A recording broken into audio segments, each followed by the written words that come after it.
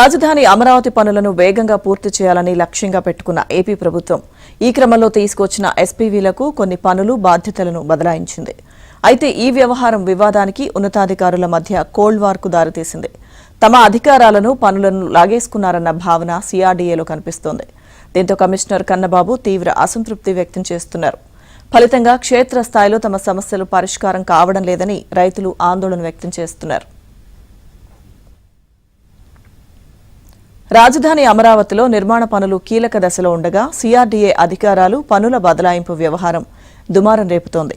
పనుల వేగవంతానికి ప్రభుత్వం చర్యలు తీసుకుంటుంటే అధికారాలు పనులు బాధ్యతల బదలాయింపు వంటి కీలక అంశాలు ఉన్నతాధికారుల మధ్య కోల్డ్ వార్కు దారితీసింది.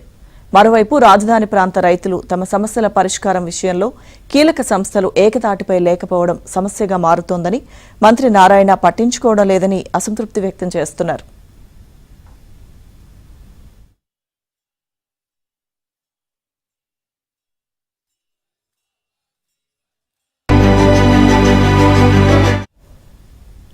సిఆర్డీఏకు ఉన్న అధికారాలు బాధ్యతలను స్పెషల్ పర్పస్ వెహికల్ గా తీసుకొచ్చిన అమరావతి అభివృద్ధి సంస్థకు అదనంగా అప్పగించారు. ఇక అదేవిధంగా మరో SPV Amaravati growth and infrastructure corporation కు కూడా మరికొన్నింటిని బదలాయించారు.